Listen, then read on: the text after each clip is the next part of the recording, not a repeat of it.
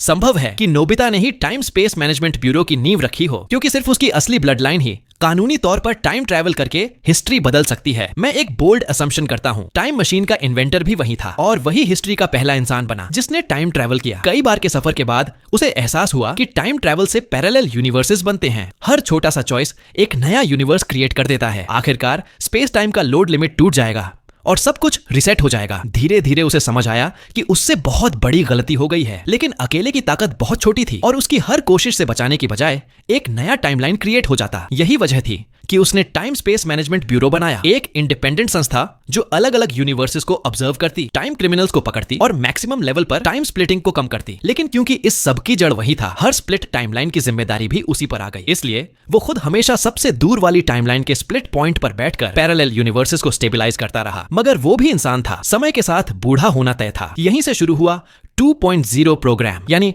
Time administrator training plan. इसका मकसद था नया नोबिता तैयार करना, क्योंकि उसके अलावा कोई और टाइम को स्टेबलाइज नहीं कर सकता था। इसलिए शिजुका और डोरेमोन ने फ्यूचर से सेकंड जनरेशन नोबिता की यात्रा शुरू कराई। उसके लिए मुश्किल हालात क्रिएट किए गए ताकि उसमें यूनिक रेजिलियंस, काइंडनेस और पॉसिबिलिटीज की गहरी समझ डेवलप हो। फिर एनीवे डोर जैसे टूल्स के जरिए उसे स्पेस टाइम का रियल एक्सपीरियंस दिया गया ताकि उसकी नेचुरल टाइम सेंसिंग एबिलिटी धीरे धीरे शार्प हो सके। और जब फर्स्ट जनरेशन बूढ़ा हो जाए तो कई कैंडिडेट्स में से सबसे बेहतरीन नोबिता चुना जा सके जो उसकी जगह ले सके।